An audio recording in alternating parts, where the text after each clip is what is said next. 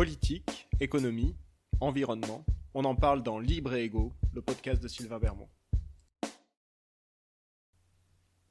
Le mérite tient une place centrale dans le fonctionnement de notre société.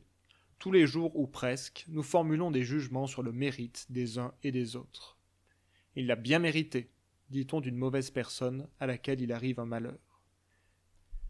Il n'avait pas mérité ça, dira-t-on au contraire s'il s'agit d'une personne que nous apprécions. Nous estimons que certains méritent de gagner plus d'argent que d'autres, mais nous estimons aussi que les fortunes des PDG et des footballeurs célèbres sont imméritées. Au quotidien, nous évaluons aussi notre propre mérite. Je mérite ceci, je mérite cela. Je ne mérite pas les mauvaises choses qui me sont arrivées, mais je mériterai plus que ce que je reçois.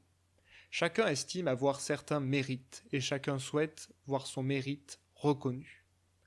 Dans le champ politique, la logique du mérite se manifeste de diverses manières. On parle de bourse au mérite pour les étudiants, d'avancement au mérite pour les fonctionnaires, et on aspire évidemment à l'idéal suprême de la méritocratie, une société utopique au sein de laquelle chacun serait récompensé strictement selon son mérite.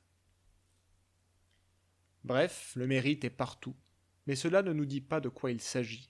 Que l'on demande à l'homme de la rue de définir la notion de mérite, et on risque de se retrouver face à des explications confuses et incohérentes.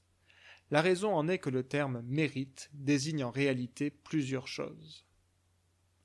Le mérite, selon le Wiktionnaire, c'est ce qui rend une personne digne d'estime. Ce qui rend une personne digne d'estime. À partir de là s'ouvre un vaste débat moral sur ce qui rend, justement, une personne digne d'estime. Selon les pays, selon les époques, selon les personnes, nous aurons tous une idée différente de ce qui fait la valeur de la personne humaine. Pour désigner ces caractéristiques qui nous rendent dignes d'estime, je vais employer le mot un peu désuet de vertu. La vertu ne désigne pas que la virginité des jeunes filles de l'ancien temps, ou la vertu chevaleresque du Moyen-Âge. La vertu, ce sont les qualités morales que nous valorisons. Ici, regardons à nouveau ce que nous dit le Wiktionnaire. La vertu est une disposition de l'âme qui porte à faire le bien et à fuir le mal. Tout un programme. Si ce sont nos vertus qui nous rendent dignes d'estime, si ce sont nos vertus qui nous rendent méritants, alors le débat sur le mérite est en définitive un débat sur le bien et le mal. C'est vertigineux, vous direz-vous peut-être. Sans doute, mais on ne peut pas honnêtement user du mérite à tort et à travers sans s'interroger en profondeur sur le sens de ce mot. Pour bâtir une société du mérite, ou pour formuler des revendications politiques au nom du mérite, il est indispensable de clarifier de quoi on parle, sans quoi nous nous exposerions à un risque élevé de faire fausse route. J'ai dit que ce sont nos vertus qui nous rendent dignes d'estime, mais je suis sans doute allé un peu vite. On pourrait penser que nous avons d'autres caractéristiques qui nous rendent dignes d'estime, à savoir nos aptitudes. Or, l'aptitude n'est pas une vertu.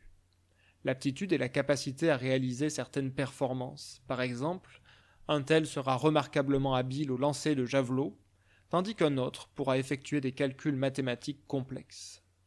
Ces capacités ne nous disent rien sur les qualités morales des personnes qui les possèdent. On peut être un individu extrêmement capable, mais dénué de qualité morale. Le fait d'être égoïste, vaniteux, brutal et fourbe n'empêche pas de posséder de remarquables aptitudes à réaliser tout un tas de choses.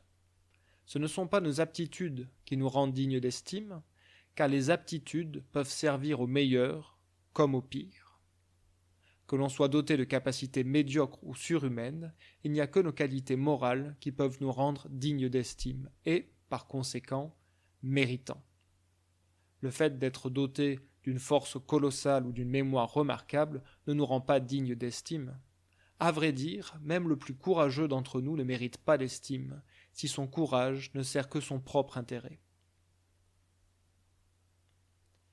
Nous touchons ici à une ambiguïté qui s'avère centrale dans les usages politiques du terme de mérite. La plupart du temps, quand les membres des classes supérieures cherchent à défendre l'ordre établi, ils mettent en avant leur mérite en désignant les performances qu'ils sont parvenus à réaliser. Le haut fonctionnaire a ainsi eu le mérite de réussir un concours particulièrement exigeant pour entrer dans une grande école, tandis que l'homme d'affaires a eu le mérite de développer son entreprise dans un environnement très compétitif. Le mérite, ici, est entièrement rabattu sur la notion de performance, et la valeur des individus devient équivalente à celle des performances qu'ils sont capables de réaliser. Par un tour de passe-passe sémantique, la question des qualités morales est évacuée, et la définition du mérite comme performance ne désigne plus que l'aptitude à réaliser tel ou tel tour de force. Plus convaincantes seront les définitions du mérite qui se rapportent aux efforts qu'une personne a réalisés, aux difficultés qu'elle a surmontées pour atteindre son objectif. Suis-je méritant parce que j'ai réussi ou parce que je me suis battu pour réussir ?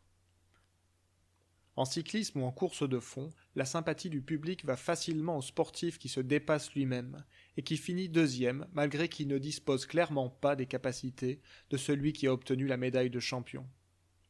Le mérite qu'on reconnaît à cet athlète déterminé ne correspond pas au mérite performance de ceux qu'on glorifie pour avoir atteint le haut du classement.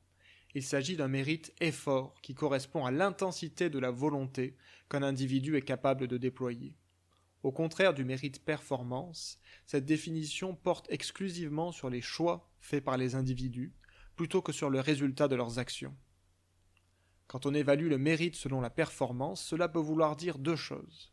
Soit on estime que les capacités sont en elles-mêmes des qualités morales, et on veut valoriser les individus les plus capables, mais on instaure alors une loi du plus fort, un système dans lequel les meilleurs sont récompensés simplement parce qu'ils sont les meilleurs. Soit on estime, et c'est plus subtil, que la performance est un bon indicateur des efforts fournis par l'individu. Ainsi, la performance ne serait pas une valeur en soi, mais une observation qui nous renseigne sur le mérite des uns et des autres. Si on part du principe que quand on veut, on peut, alors on doit s'attendre à ce que les individus les plus performants soient aussi les individus les plus méritants. Or, on doit bien admettre que toutes les performances ne sont pas à la portée de tous les individus.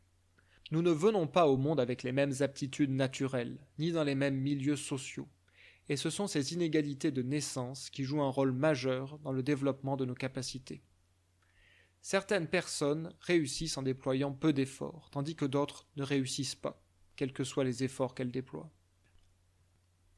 La réalité est que nous ne disposons pas tous des avantages qui transforment l'effort en succès.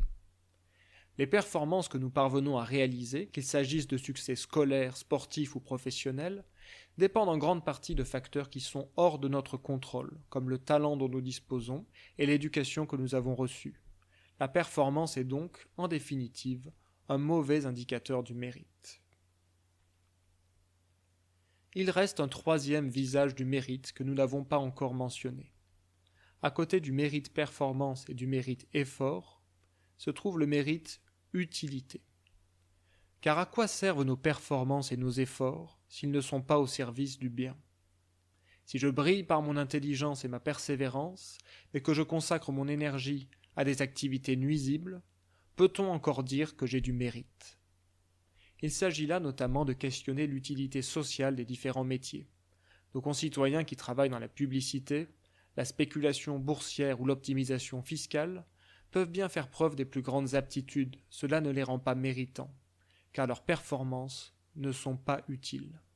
Pire, elles portent préjudice à l'ensemble de la société.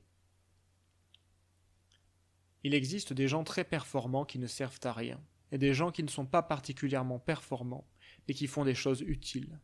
C'est, je crois, le cas de la grande majorité d'entre nous. Que l'on soit assistante maternelle, restaurateur, infirmier ou ouvrier dans une usine de briques, nous remplissons des fonctions utiles pour la société et pour les personnes qui la composent. En ce sens, on peut effectivement dire que nous avons du mérite. Utilité sociale, effort, performance, on l'a vu, le mérite est une notion aux multiples visages. Si la définition du mérite comme performance doit être rejetée parce qu'elle est moralement arbitraire, puisque nos performances dépendent largement de choses que nous ne maîtrisons pas, il serait pourtant vain de chercher la vraie définition du mérite, de chercher ce que le mérite est réellement. Au fond, le mérite n'est rien de plus que ce que l'on décide qu'il est. Le mérite correspond aux qualités que nous choisissons de valoriser à un moment donné. La notion de mérite dépend donc largement de ce que l'on considère comme étant une bonne société. On rejoint ici la question des vertus et des qualités morales, ainsi que la question du bien et du mal dont nous parlions au début de cet épisode. Qu'est-ce qui rend une personne digne d'estime ? La générosité ? La loyauté ? L'élégance ? L'humilité ? Selon les valeurs que nous défendons, selon les qualités morales auxquelles notre société accorde de l'importance, elle tendra vers une certaine distribution des honneurs et des richesses. Lorsqu'un groupe social dominant parvient à accaparer le sens du mot mérite, on peut s'attendre à ce qu'il le définisse pour son propre profit et s'en serve afin de légitimer ses privilèges. La définition du mérite est donc fondamentalement l'enjeu d'une lutte politique. Une lutte discrète, certes, mais jamais achevée.